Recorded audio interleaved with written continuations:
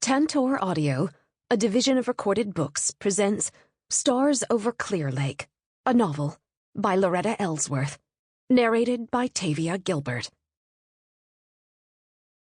1. 2007. I haven't been inside this place in 50 years, I say softly, as I pause in front of the sand-colored brick building. The outside of the Surf Ballroom hasn't changed from when it opened in 1948, its rounded roof making it look like a roller derby from the outside. A bedrock of Americana, tucked in a small town in north-central Iowa, the ballroom is often overlooked, despite its contribution to musical history. But to me, it's so much more.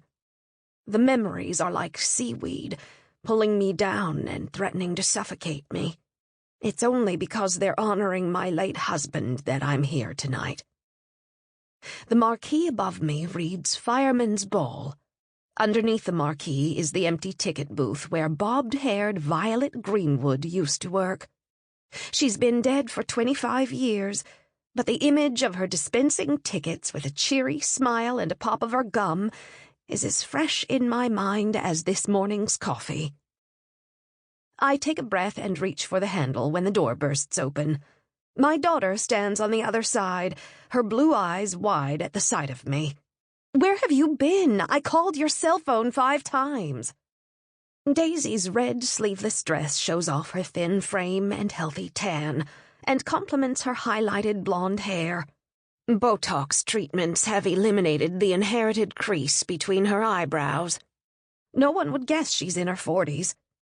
But Daisy is standing stiff-necked, her veins sticking out on her throat, as though my presence here is stressful.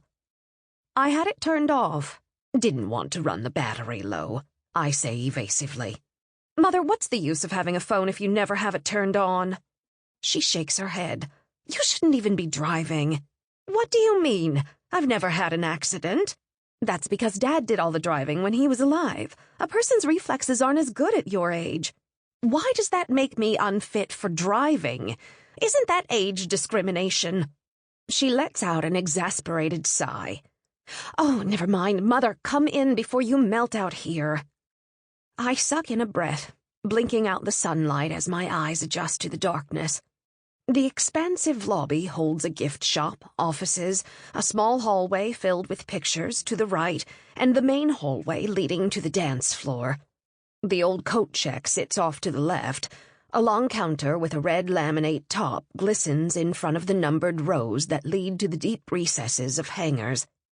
I gape at the lobby's blue walls, the ones with the painted yellow pineapples. I'd forgotten about them. And the multicolored carpeting beneath my feet, bright colors that practically shout to be seen. I grab Daisy's arm. It's just like I remember it. The fancy lobby and the swanky coat check room. "Yes, it hasn't changed," Daisy replies. "We had a terrible time trying to decorate. We couldn't use colored paper, and the lighting was a nightmare, but I think it turned out okay. The bathrooms could use a renovation, though, and my husband is already on his second drink." We pass a table full of paper flyers. I pick up one that advertises the winter dance party next February, a show honoring the original in 1959 when Buddy Holly, Richie Valens, and J.P. the Big Bopper Richardson gave their last performances. They died a few hours later when their plane crashed just north of Clear Lake. "Kind of early to be advertising, isn't it?" I ask. "It's only August." "Not really. The tickets go on sale in October and they sell out every year. Harry and I went in costume last year. We had a blast." I crinkle my nose. "Almost seems morbid to celebrate their final performance." "I don't think so," Daisy says. "You know what the Bible says, time to mourn and a time to dance." "Yes, it does," I say, keeping to myself the irony of my daughter quoting scripture when she only attends Mass on scheduled holidays, and as far as I know, hasn't cracked open a Bible since her youth. "Besides," Daisy says, "we went with the mayor and his wife. They might hire me to redesign their bathroom. I think they're coming tonight, too." "The mayor? Isn't he related to Lance Dugan? Yes, Lance is Chad's uncle. I went to school with Lance. I let out a soft sigh. That was years ago. I take a tentative step onto the wooden floor of the ballroom, and despite all the people mulling about, the conversations and music around me, I feel as if I'm the only person here. Off to the left is the stage, the heavy red velvet curtains drawn back. It's flanked by fake palm trees trimmed with tiny white lights. I remember waiting for those curtains to part, how the stage would come into view, glowing under bright lights that dissolved everything else, as though I'd been hypnotized. A band is playing a soft tune from an earlier era, String of Pearls, one of Glenn Miller's hits, my kind of music. Did you know the Glenn Miller Orchestra played on that very stage, and Jimmy Dorsey? Lots of people have played here. Come on. Daisy pulls on my arm as though I'm an errant child. Tiered wooden booths occupy one side of the ballroom and are tucked under green and white striped awnings, each booth numbered for reservations. I search for booth 110, and when my eyes settle on it, I have to fight back tears. I take in a breath to calm myself. The walls above the booths are painted with oceanfront murals that used to whisk me away from the cold Iowa night. I get a vague whiff of salt air and see the waves washing against the shore. I blink and look away. How easy it is for my mind to travel back in time. It must be this place. The clouds that float across the arched ceiling to look like the night sky, the ocean waves on the back wall, the wooden booths and the lighted palm trees. Nothing has changed. Tables with white linens occupy the center of the floor. Filling them are framed pictures and posters showing the development of the fire department, including historical fires in the community. I'm drawn to a photo of the original Surf Ballroom, which burned down a year before this one was built in 1948. Next to it is a newspaper clipping showing a crowd gathered around the burned remains. My throat tightens, and I can almost feel the smoke choking me again, my helplessness as the ceiling collapsed. Memories have a way of doing that to you, resurfacing despite time and distance, and attempts to forget. Arson or natural causes? I jump and take a step back. What? Harry, my son-in-law, hands me a glass of champagne. I noticed you looking at the pictures of the original building. We were talking about it down at the firehouse, debating whether we could still solve the puzzle of that fire 60 years later. You were, what, about 18 when it burned down? Do you remember it? I fan myself with the flyer, feeling suddenly hot. Vaguely. I heard it was bad wiring. My voice sounds tinny, higher than it should. I'm not so sure about that. I think by using modern technology and interviewing people who still remember the event, well, we might figure out what actually caused it. As the town's fire chief, my son-in-law has a fascination with talking about anything fire-related. He has a receding hairline and hair that's turned mostly gray, a nice firm chin, and a manner that puts everyone at ease. But I'm shaking, nearly spilling the champagne. I take a sip of the bubbly, which tickles my nose. You sound like an episode of CSI. You have a large crowd, I say, derailing the conversation. Yeah, half the town is here. Not to worry, though. We are within the fire code occupancy limit. That's part of the reason we chose this place. Why don't you take Daisy on a nice cruise after this is over?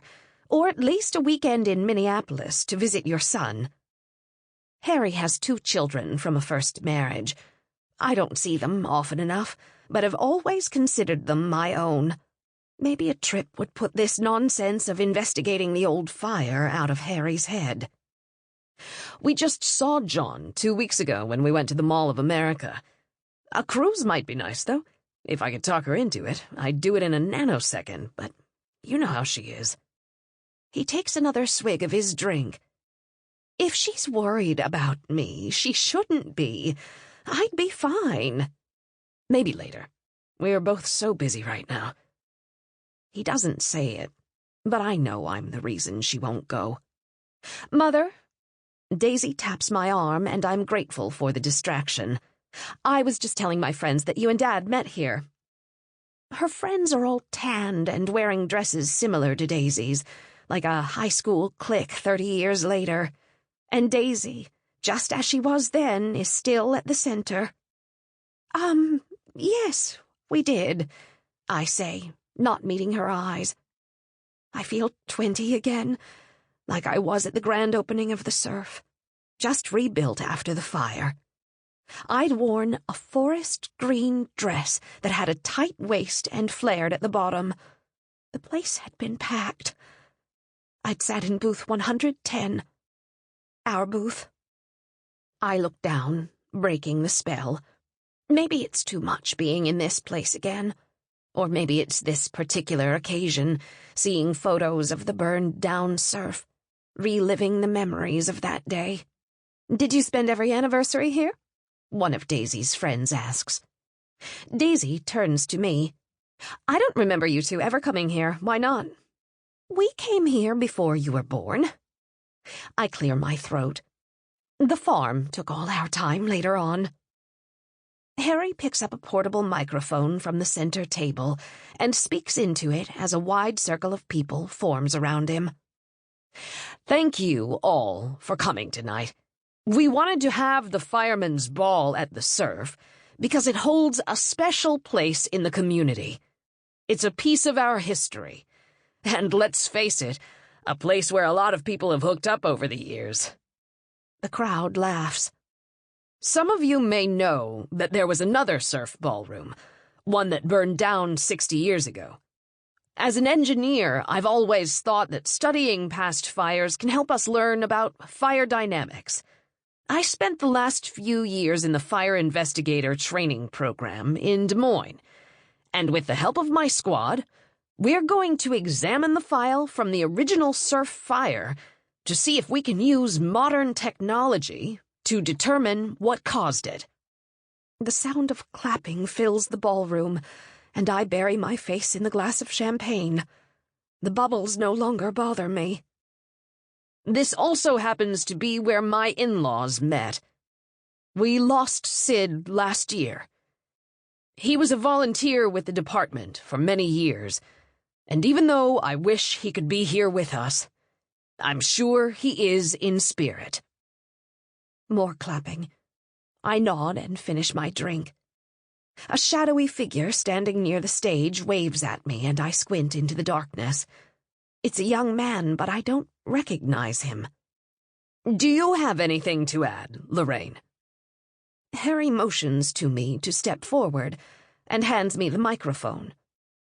Maybe it's the bubbly, but I'm overcome with an urge to set the record straight. I didn't really meet Sid at the Surf. I glance at my open-mouthed, wide-eyed daughter. I pause, wondering if I should say more. The young man is no longer there, but the attendance in the room has multiplied as people from my past mingle with the present guests. I see my brother Pete, looking like he did 60 years ago, swaying to the music.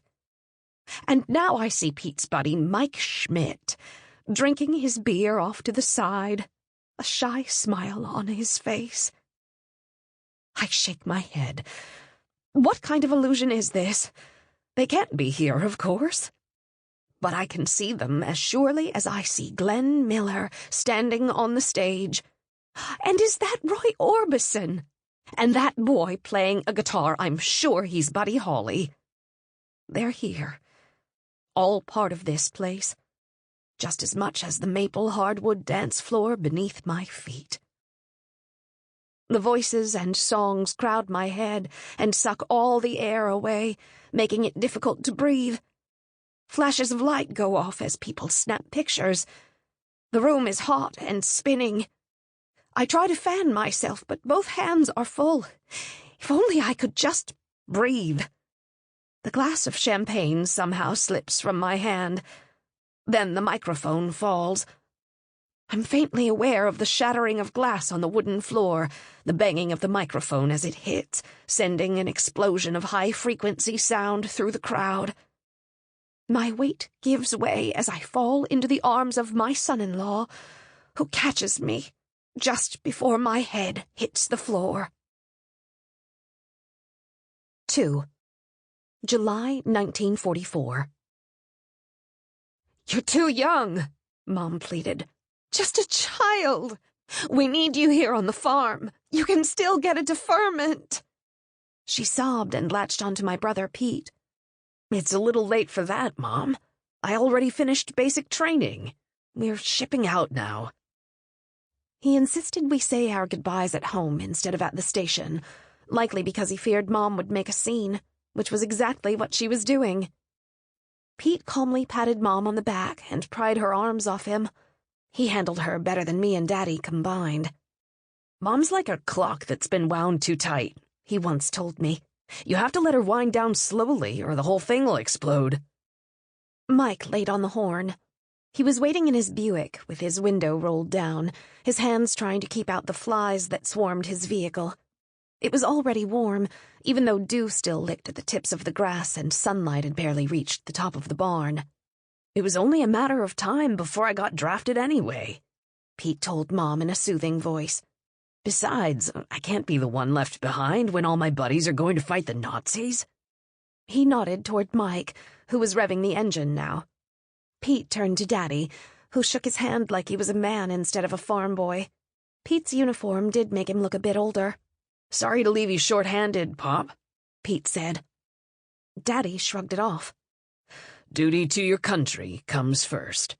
Besides, they're sending 5 German prisoners from the POW camp in Algona next week. We'll make it through the season if this hot weather don't kill everything off." Pete was leaving for war and Daddy was talking about the weather? "Takes 5 Germans to make up for one of me," Pete said, standing tall. "But I'll be back before you know it, Pop." Daddy looked shrunken next to Pete in his overalls and work shirt.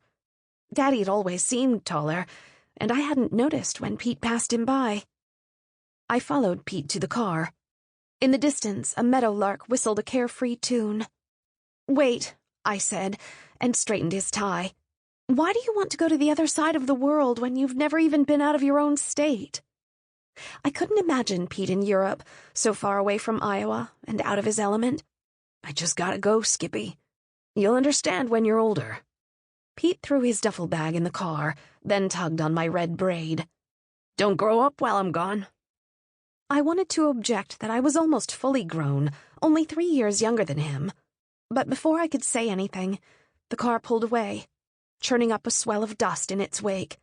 "And don't touch my record player!" Pete yelled, leaning out and flashing a quick wave. Then he was gone. Mom watched the car until it was only a faint dust cloud in the distance, her arms folded so tight that her knuckles were white. "He's not a fighter," she said. "He wants to do his duty, the same as every other boy in this town," Daddy said. "You mean the same as all those boys whose families don't even get a body to claim because they're buried on foreign soil? Is that what you want for your son?" Daddy hugged her as she cried on his shoulder. "Everything will be okay," he said. Mom suddenly pushed him away. "Okay. This is anything but okay. It's all your fault, and I'm not having a bunch of Nazis on my land." She rushed toward the slanted porch off our kitchen. The screen door that slammed behind her was immediately dotted with flies trying to get in. Daddy and I followed her inside. "We already talked about this." Daddy touched her shoulder, but she jerked away. "You talked about it," Mom said in a shrill voice, then put a hand to her head. "I never agreed." I can't do this by myself, Daddy said, his voice impatient. There was no other way. Mom sniffed and shook her head. I'm not going to discuss this now. I'm going to go lie down. Mom had taken to her bed for a week when Pete had enlisted. How long would she be there this time? I snatched up the dishcloth and scrubbed at a splotch of dried-up jam on the counter. I hated to see my parents fight. You shouldn't have gotten POWs, Daddy, I whispered when I heard the creak of her shoes on the stairs. Daddy adjusted his cap over his flattened reddish-brown hair. His face was tan and leathery from years of working in the sun. Didn't have a choice. Not a single response to the notices I posted around town. Even women are filling in at the factories. I don't know why they put up a POW camp in the middle of Iowa, but I'll take whatever help I can get. She'll just have to get used to it. Maybe Mom is right about Pete staying home. He's just a farm boy, I said, wondering if we should go after him before the train left. Daddy nodded. Maybe when he comes back, he'll be a soldier. I didn't want Pete to change, and the house felt empty without him. He will come back, won't he, Daddy? I clenched the dishcloth and felt my lower lip tremble. Daddy readjusted his cap and wiped the back of his hand across his damp forehead. We pray to God he will, sweetheart. He headed toward the door. I'm going out to the fields. Watch after your mother. It didn't take much to send Mom to her bed. Her moods were like the weather, unpredictable and unrelenting, and I was left to take over the housework during those stretches. I'd rather have been in the fields with Daddy, and had offered to help when Pete left. There was no way he'd get the baling done on his own. The last month he'd kept a grueling schedule, up before dawn and out late at night, managing to just kick off his work boots before falling asleep in the easy chair, sometimes not even eating, he was so tired. But Daddy wouldn't hear of me missing school, and I had plenty of chores as it was. Mom's feet shuffled across the floor above me. I grabbed a bowl off the shelf and plopped it down on the small, square wooden table in our kitchen. I didn't have the knack for making biscuits like Mom, getting them perfectly round in the pan the way she did, but it would be up to me to keep Daddy fed until she was recovered enough. After I got the biscuits rising, I made strawberry jello, Daddy's favorite dessert. Then I took out chicken and breaded it and put it in the oven. I'd learned from Mom to do the cooking before the sun got too hot and made the kitchen unbearable. I sang as I worked, softly so as not to wake her. I imagined myself on the stage of the Surf Ballroom, belting out We'll Meet Again while Benny Goodman's band played behind me. Pete owned that record. He told me not to touch his record player, but I felt drawn to his room, as though his leaving was a dream and he'd be sprawled out on his bed reading a dime detective magazine, instead of on a train bound for another continent. I snuck up to his room and sat down on his unmade bed, the sheets tangled like he'd been in a hurry. I ran my fingers across the ribbing of his blue bedspread and brought his pillow to my face, breathing in his boyish, sweaty smell. I studied the pin-up of Rita Hayworth that shared wall space with a Sacred Heart of Jesus picture. A suede bag filled with marbles and an old model airplane were perched on a blue bookcase next to some worn mystery comics and paperbacks, proof to me that my brother was still just a boy. His phonograph sat atop the dresser, records stacked neatly beside it. I remembered how he'd paid 25 cents a week for 8 months to buy that record player. How long before it would be played again, before I'd hear music seeping underneath his bedroom door. I opened the tan luggage-style case. Pete had left a record on the grill, the needle still in position. I turned the switch and it sputtered, then came to life as Dick Robertson's tenor reached out to me. Oh, how I hate to get up in the morning. Oh, how I'd love to remain in bed. I shuddered as I thought of Pete. I missed him so much already. What do you think you're doing? I jumped at the shrill sound behind me and flicked off the switch. Mom stood in the doorway, red-faced, her eyes ablaze with indignation. He's gone 1 hour, and you're rifling through his belongings. You're violating your brother's room. Get out! Get out! I'd never heard her yell like that before.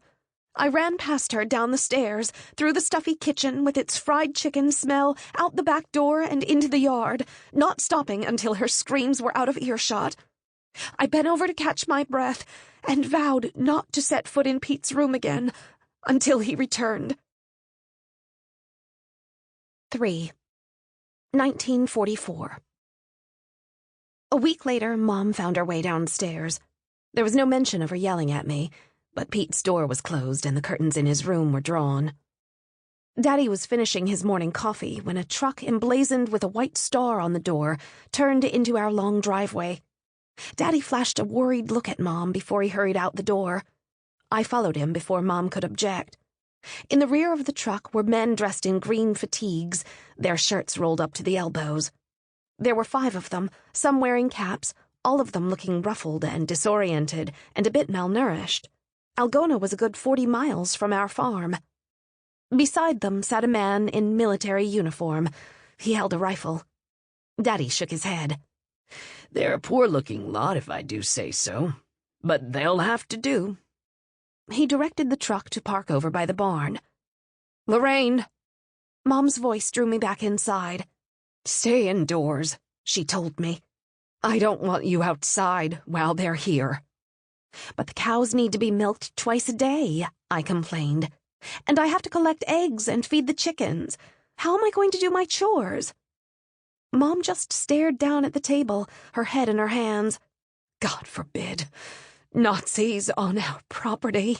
What was he thinking?" I sighed, hoping she wasn't headed toward another spell. I'll wait until Daddy has them in the fields before I go out to do chores.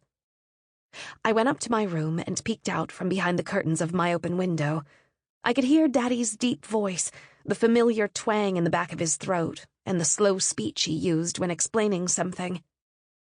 Another man was interpreting Daddy's words, one of the prisoners who wore a beret. They were a ways off, so I couldn't hear much of what they were saying. I saw Daddy step forward and shake each of their hands as they introduced themselves. Mom would throw an absolute fit if she saw that. One of the men glanced my way. He had dark hair combed to the side, just like Hitler, but without the mustache. He raised his eyebrows at the sight of me, and I ducked, pressing my body into the wall as the curtains fluttered above me. My heart raced at the thought of the enemy just yards away from our own house. What was Daddy thinking? Daddy didn't act scared, but when he didn't come back for his noonday meal, I began to worry. "Daddy must be awful hungry," I remarked to Mom as I stood watch at the kitchen window. Mom didn't look up from her crocheting. "He'll come in when he's hungry enough." When she went upstairs to lie down, I wrapped a clean towel over a plate of cold chicken, 2 biscuits and an apple, and headed out to the pasture. I walked across the flat gravel toward the fields behind our barn. My nose twitched at the smell of the chicken coop, which desperately needed cleaning, but that would have to wait. The cows had drifted toward the far fence that bordered Mr. Murphy's property. They'd broken through enough times that Daddy was considering replacing the wooden fence with barbed wire. I summoned them back, using Daddy's call that sent them running. The sun beat down enough that my skin glistened and my ponytail stuck to the back of my neck. I cut through the thick grove of trees behind the barn, then stopped in my tracks, almost dropping the food. Right in front of me was a man. No, not a man. He was more of a boy, not much older than Pete. His blonde hair was messy, and he wore a sleeveless t-shirt stained with grass and dirt. I could see the outline of muscle through the shirt. His green jacket lay crumpled next to him. He was sitting against a haystack, smoking a cigarette, staring out at the field with a faraway look in his eyes. I took in a breath at the sight of the enemy right in front of me. I thought of turning back and running, but this was our farm. I couldn't hide forever. "You'd best be careful, or you'll burn down the farm," I said, remembering how Daddy warned us to be mindful where we burned trash. He jumped and almost dropped his cigarette, seemingly as spooked by my presence as I'd been by his. He composed himself and looked at me as though I was a curiosity. "Your cigarette?" I said. He shrugged and kept on smoking. I imitated his smoking motion. He offered me a cigarette. I shook my head. "No." He pointed to the cigarette. Verboten? Yes, whatever you said. Nein. No smoking, I said again, a bit. Sample complete. Ready to continue?